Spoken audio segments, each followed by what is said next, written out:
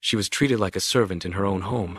But God had a plan so big, even she couldn't see it coming. In a quiet little town in Ohio, there was a house, and in that house lived 4 people: a father, a stepmother, and 2 daughters. But not every daughter was treated the same. The older girl, Emma, was the father's daughter from his first marriage. Sweet girl, quiet girl. The kind of girl who wakes up early, makes breakfast for everyone, and still gets blamed if the toast is too dark. She did the laundry, she cleaned the floors, she cooked the meals. And what did she get in return? Silence from her father, and cruelty from her stepmother. The younger girl, Amelia, was the stepmother's real daughter. Spoiled, loud.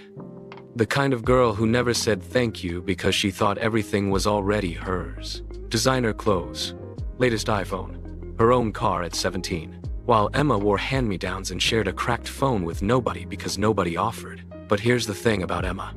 She never complained. Not once. Not when her stepmother gave Amelia the bigger room. Not when she was skipped at dinner. Not even when her own father looked the other way. She just kept going, kept smiling, kept her heart clean. Because Emma believed real goodness doesn't need an audience. Years passed. And then came the day the stepmother decided it was time to find husbands for both girls. Now, you'd think a mother would want the best for both daughters. But this woman? She had a plan. A selfish, calculated, ugly plan. For Amelia, her precious, pampered daughter, she found Jackson. Rich family. Big house. Fancy last name. The kind of guy who pulls up in a Range Rover and lets everyone know about it. The stepmother was glowing. This was the match she dreamed of. And for Emma, she found Noah. A simple guy. Worn-out sneakers. Beat-up Honda Civic. Worked at a small hardware store downtown. The stepmother thought, this is perfect. Get Emma out of the house. Off my hands. And who cares where she ends up? She told Emma's father, it's a decent match. Emma should be grateful. And the father, weak, quiet, always choosing peace over justice, said nothing. Emma met Noah for the first time at a small coffee shop. No fancy restaurant. No roses. Just 2 paper cups and a wooden table. But Noah, he looked at Emma like she was the most important person in the room. He asked about her dreams, her favorite books, what made her laugh. Nobody had ever asked Emma those things before. She went home that night, and for the first time in years, she cried happy tears. Meanwhile, Amelia met Jackson at a rooftop restaurant downtown. Champagne, candles, Instagram-worthy everything. Amelia was obsessed. He's perfect, she told her mom. He's everything. But if Amelia had paid attention, really paid attention, she would have noticed. Jackson never asked her a single question about herself. He just talked about his car, his trips, his money. But Amelia didn't notice because she was too busy being impressed. Both weddings happened the same summer. Amelia's wedding? Huge. 300 guests, live band, flowers everywhere. The stepmother cried tears of joy, convinced she had won. Emma's wedding? Small, 30 people, a backyard, string lights. Noah's mom made the cake herself. The stepmother didn't even stay for the whole thing. But Emma? She danced barefoot in the grass that night, and she felt like the luckiest girl alive. 3 months after the wedding, Emma discovered something. She was helping Noah sort through some old boxes in the garage, and she found papers.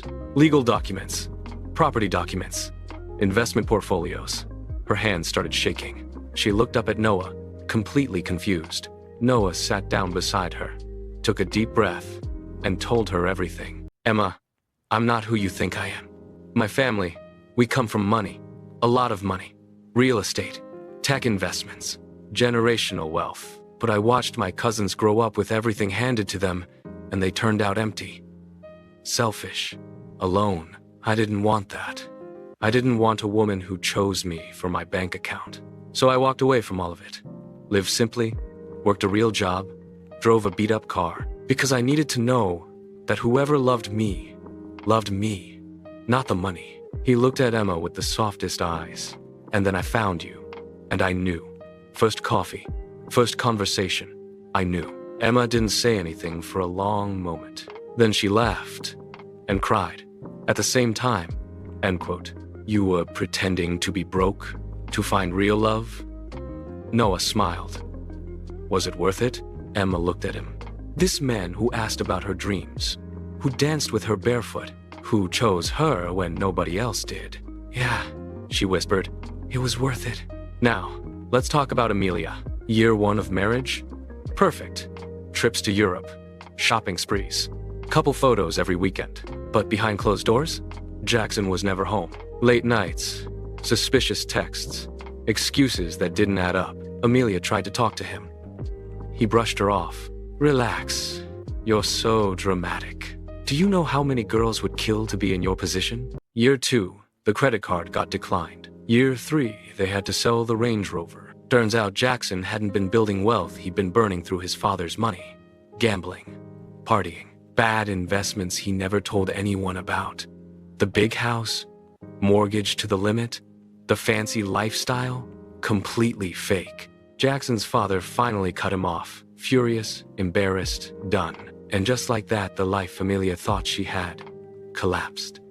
Amelia called her mom, crying. The stepmother who had been so proud, so smug, now had nothing to say. Because the match she had carefully chosen for status and money had given her daughter nothing but heartbreak.